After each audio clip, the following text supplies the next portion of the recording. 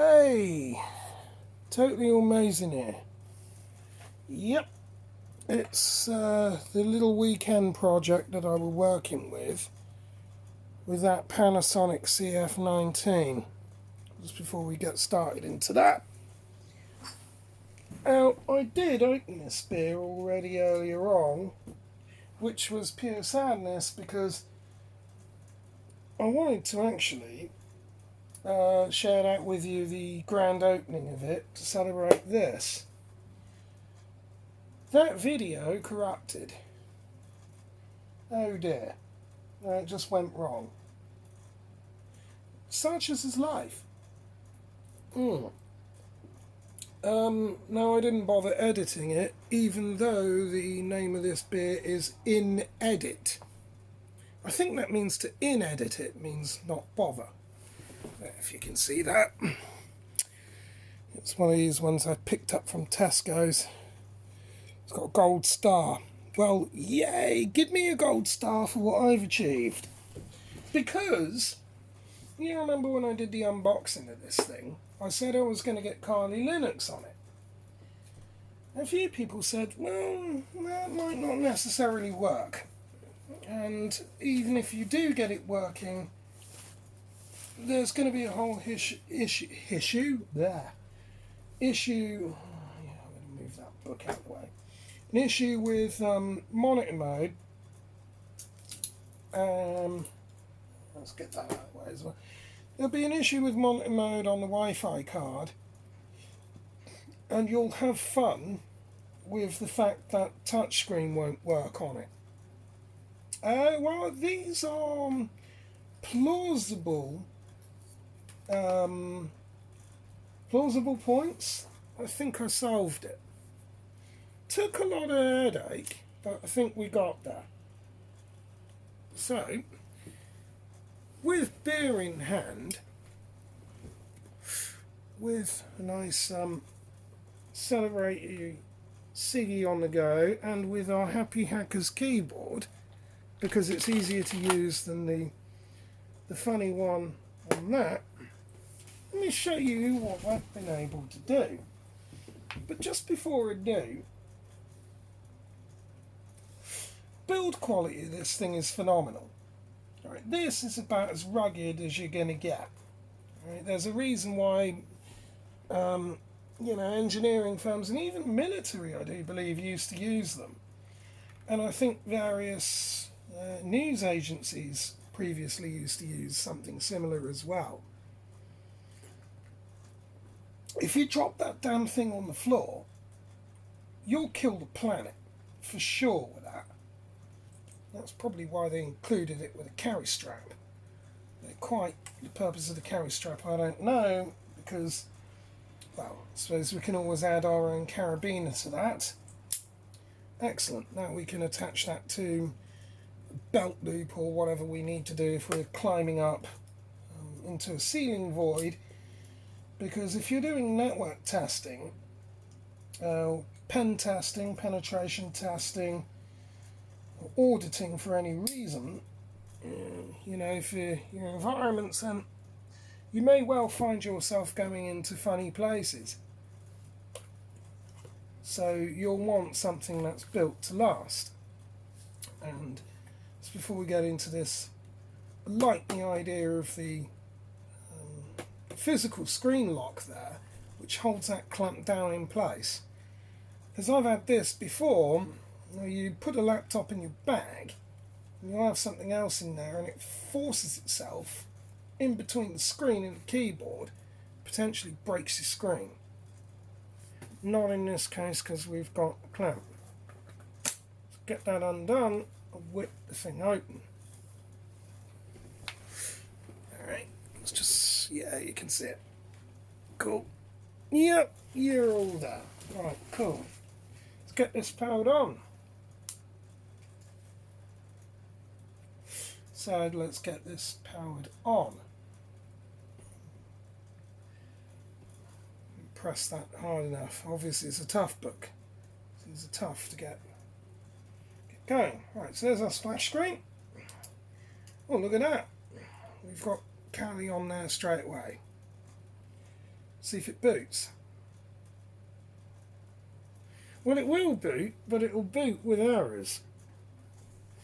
But we can get an operating system on there nonetheless. Right, so yeah, straight away we had orphan files there, orphan errors.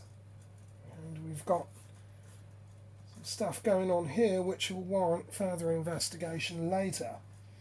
But this was just a thought exercise to see if it could be done. So let's just get our external keyboard plugged in. This will give us an idea if things really are going to work. Give that a moment to pick up. The trackpad works, so that's a good thing.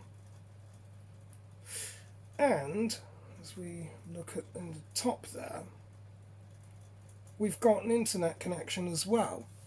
So automatically, wirelessly, because the only cabling that's attached there, nothing underneath, so the wireless internet will work. Okay, so let's just go ahead and root ourselves in.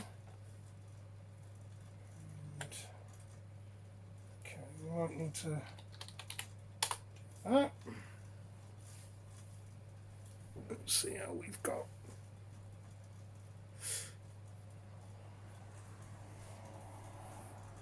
Takes a while to load up. This is an old system though, and I'm running a fairly recent version of Kali, but it still loads pretty quickly, as you can see, which is incredible for a system that's running DDR2 RAM at 4 gig with an old type Intel Centrino dual-core processor. Incredible, so we got that running. That's great. And as you see, there's no other USB drives or anything plugged in. I'm not running VM, no virtual machine or VM software. So, now as a few other people said, that's all well and good, but what about monitor mode? Let's just check you can see this. Sort of, but can you see it? I don't know. Let's zoom in a bit, maybe, and you'll be able to see it more. Oh, that's better. Right, so what about monitor mode then? Can we get our internal Wi-Fi card to do that? Well, I think we can. Let's go open up a terminal. Let's go maximize that,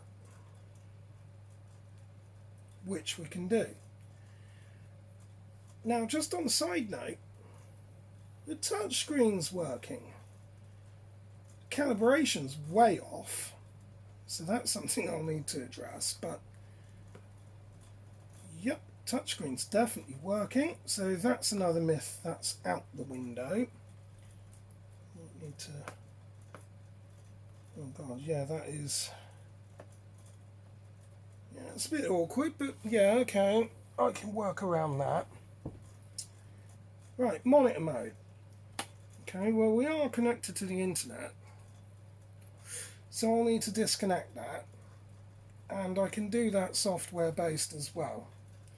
First of all, I'm going to type -ng. Gosh, what's going on here? Oh, right, okay, I just didn't press the keys hard enough. -ng, and there we are. Right, cool. Physical address of our network card is, for our wireless card, is PHY0, that's good. Interface is YLAN0. Driver is the IWL4965, which out the box works. Don't ask me why, it does. I'll probably be able to answer why at a later date. I'll investigate that because there are other issues going on with that machine, and I do apologise for the fact that the in-edit is taking an effect. The editing is working on me at least. Great.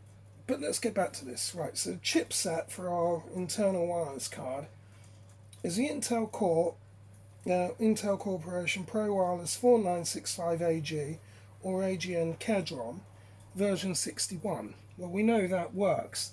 I did some background research before I actually installed this. But let's get to this. So we can see we're still connected, and we'll need to kill that process. We'll need to actually kill that off to get us in monitor mode. We can do this by going -ng, check. So it's going to check Airmon software against our card. Kill any complications there or any conflicting, which will probably be WPA supplicant, because WPA supplicant would be what is essentially allowing this thing to be being used at the minute. So we need to clear anything off that Wi-Fi card. So check kill. Then we need WLAN 0 to address our interface. What have I done here? You've entered an invalid channel WLAN 0. No, I didn't. It's odd. But it killed the process anyway. Okay, it never did that before.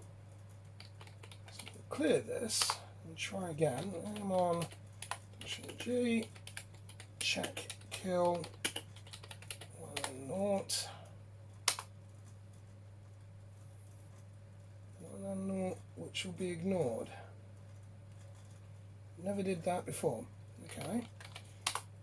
Clear. Alright, well, let's try and start this thing into monitor mode. A1-NG. In fact, before we do, see if we can actually change our MAC address. MAC changer space /MAC 00 colon 112233. Get back 455. It'll probably throw that error again. Right, that's because I didn't spell MAC changer right. How much beer have I had tonight? It's because of that unedit or inedit, isn't it? Cool. MAC changer /MAC 00 1 2 3 4 5 0. Aha! Good. So what that tells us we can do is we can change on a temporary basis the MAC address, media access control address, of our internal Wi-Fi card. That has various usages, which I'm not going to go into here, but certainly with this stuff it does. Word of warning though, please guys, keep it legal. Don't be doing anything that you shouldn't, and I'm not responsible for anything that you do. So we've changed our MAC address. Let's clear this off. Let's go ahead and enable monitoring mode, if it will. The Airmon-NG, and then we'll start that. And I'm not. It's picked it up. How good is that? So we've got our physical address of our physical Wi-Fi adapter. The interface is WLAN 0, drivers given, chipsets there, and MAC 802.11, which is the protocol that Wi-Fi works on. Monitor mode VF enabled for physical WLAN 0 on WLAN 0 MON. And as you'll notice up here in the top right corner, our internet connection has gone, which is what we wanted and expected. So how do we confirm for sure that we have monitor mode? We can clear this, then we can type in arrow dump, not arrow dumpo, yeah, arrow dump -ng. Then, because we've enabled it on WLAN 0, but we're in monitor mode, so we would have WLAN 0 mon, go hit enter, boom, we've got monitor mode. How good is that? My internet over here is /, that's my name, comes up, oh well, now it's coming up as WPA2, sort of, but that may change to WAP. It's not, it's WPA2, but that's fine. Okay, so that tells us that we've got monitor mode, but what about Wireshark? Can we use that? Well, actually I think we can. Let's go ahead and, actually we probably shouldn't have done that, but because we've stopped monitor mode, we actually need to keep that running. So we'll just restart that, and minimize it, go into applications, scroll down to, what is it? Password attacks, no we don't want that, wireless attacks, no, sniffing and spoofing, into Wireshark, click that. So Wireshark definitely opens up, but there is an error there. We'll need to address that at some point. Where is it? Disabled due to running Wireshark as super user. Yeah, as unprivileged user. Well, okay, that's easy enough. I can deal with that. So we select our interface, wireless LAN mon, and there we go. So we're able to capture potentially packets and data over wireless. So it absolutely does support that. However, I'm going to stop that, close this off, and quit without saving. Do you want to save captured packets before quitting? No, I do not, for obvious reasons. Because that was just a general sweep. Right, now, what about when people were saying, you can't fold this flat then into a tablet and use it because it has screen issues? Let's make this slightly harder then, shall we? For me at least. Let's go open up terminal and we'll see that arrow dump is still running. Bet you I can. This is done by where the screen is. You just push that, turn physically the screen, switching round and folding flat. Looks to me like it's running, but you just have to hold it that way up. But that is most definitely running. Now, as I said, with this whole stylus thing, I can still use that, but I'll need to calibrate that because this is not very good. I can't actually scroll down over there because this isn't calibrated. But yeah, I can still get to my apps, so I can still do all of that. So yeah, definitely this opens up the doorway to a lot of possibilities. Let's just flip this round. It's just the job that we have to do there. Control C that and get rid of it. So yeah, it absolutely totally opens up the possibilities for a lot of things. as I said, with what I do, well, if I wanted, I could use a even higher gain external Wi-Fi card and actually clip that on with USB interface. If you can see that, it just looks completely ridiculous. Oh, it's fallen off, which it shouldn't. So I can actually put that there. Let's see if we can look at that. Yes, you can see it. There you are. So that's all there. And it's all completely running. So I could do that. I could use a Wi-Fi Pineapple, which I've got. I'll show you that in just a moment. Let me just put this away. So sort of zoom out here a bit. Let's just get rid of this. Unscrew these. Like so. And when it comes to network interfaces, I've got all manner of them. So whatever the case may be, if I'm needed to do a stress test on anything for individuals or companies, I can. But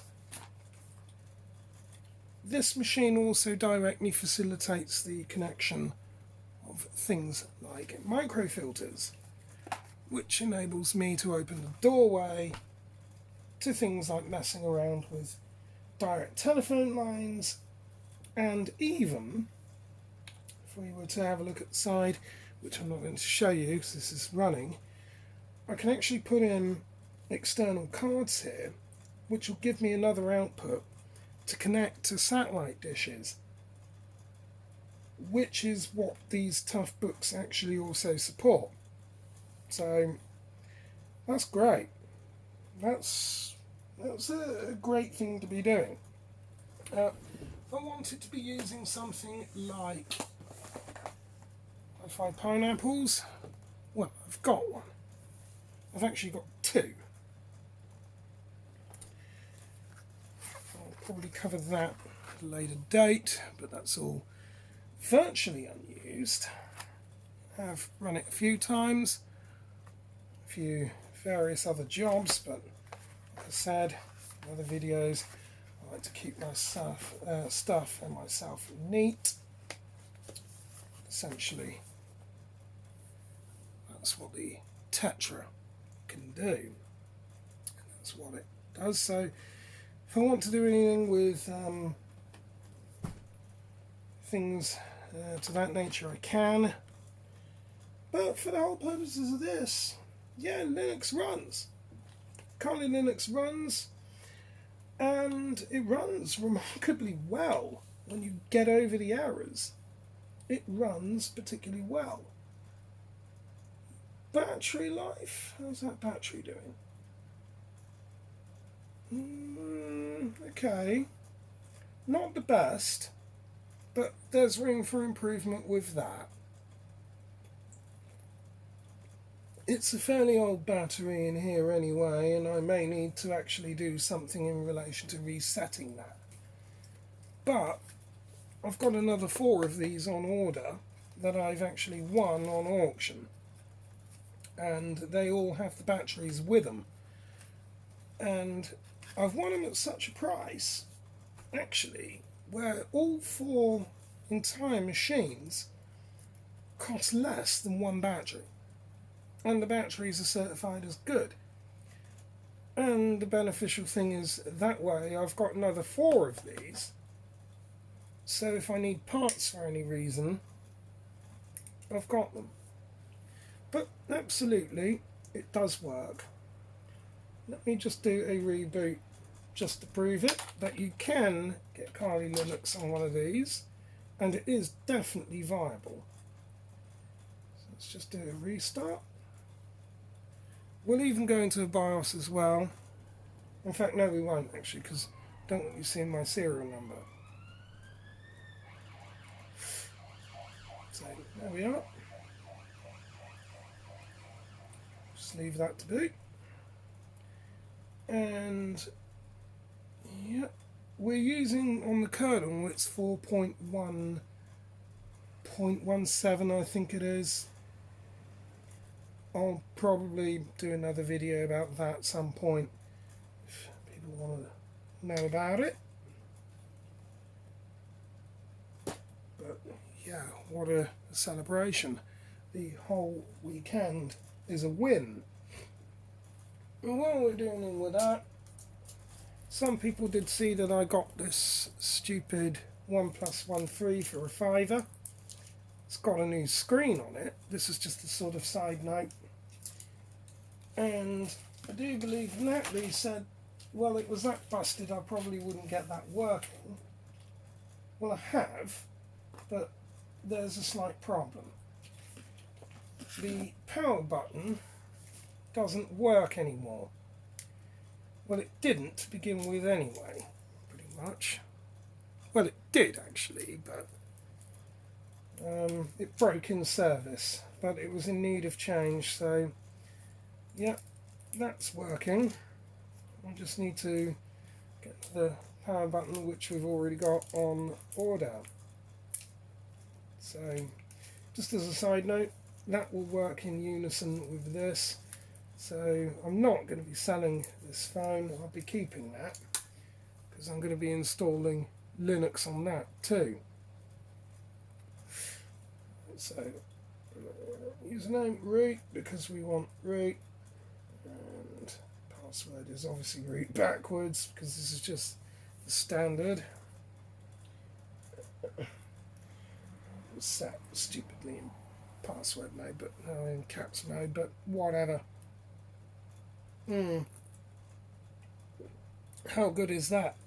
How good is that? So for our ethical hacking adventures, and for everything else we want, it boots up and runs pretty quick. How good is that? And we've got our internet connection back. So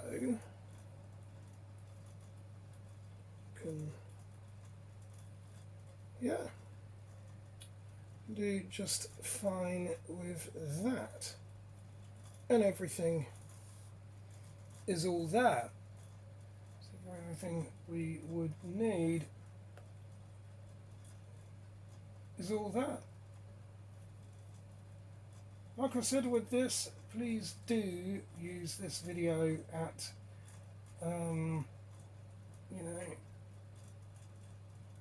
at legal intent. Keep your endeavours legal. Don't go breaking the CMA or any other regulations.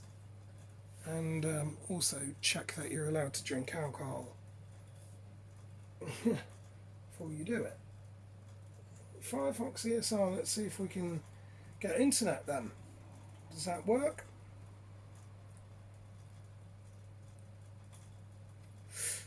Well, it loads up. It loads pretty quick, actually.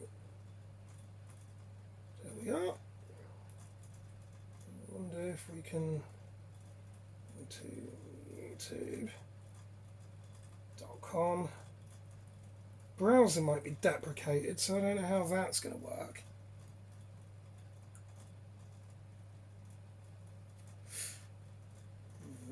Not sure about that, but yeah, that's okay. And then we can do a search for totally or amazing.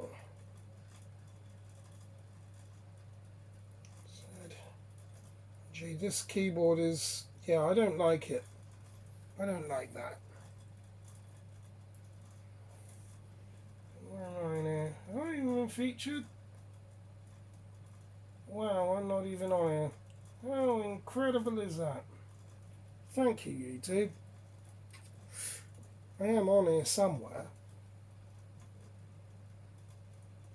Oh wow, it didn't even show my account on there. Wow, how incredible is that?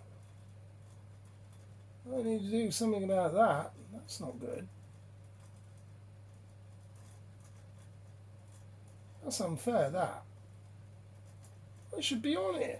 Where am I? Totally amazing. Channel. So I'm not featuring very high up there then. How good is that?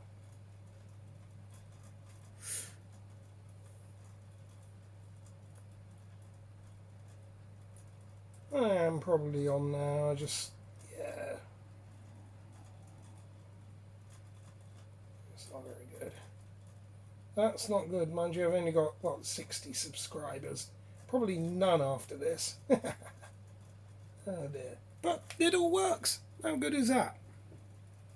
It all runs. So yeah, it just goes to show that you can run Kali Linux on a Panasonic CF-19 Toughbook with all full functionality. In another video I'm probably going to go into the added benefits of that, for which there are many. But for the purposes of this weekend, I think this project is a win. Now, as I've still technically got another day, which is awesome, I'm potentially going to play around with virtual machines on it. So I might get some VMware on there, or VirtualBox, and maybe have Linux Mint as my main operating system and then Kali as second. But we'll see. Because, well, yeah, surfing the internet with this is not its intended purpose. It's still cold as well, so that's good. Runs better than it would ever on Windows. That's a fact. So, yes, it absolutely can be done. I've done it, you've seen it. It's there. Let's just close this off. And let's just go ahead and do a restart. It's our battery low quick. Yeah, relative. It's an old machine. It's not bad. Let's go ahead and do a restart.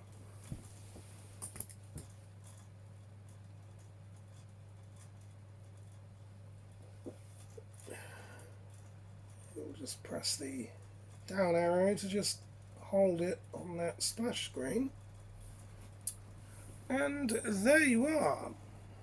And as we said before, it can and absolutely does still run that way. If we want to lock the screen down again, we can, so it's not going to fall open anytime soon. How good is that? Let's just pull this back open. Spin it round. What's that? Unlock it. And there we are. So that's pretty much that.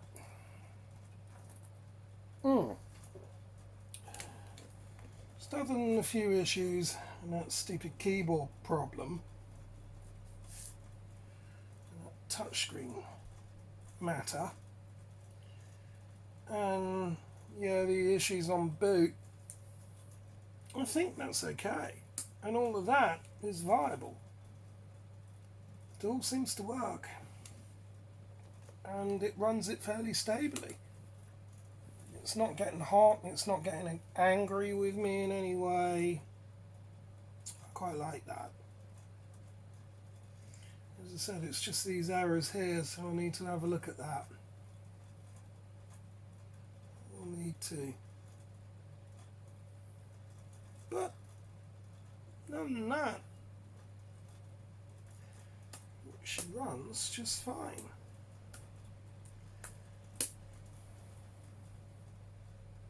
Not bad, not bad.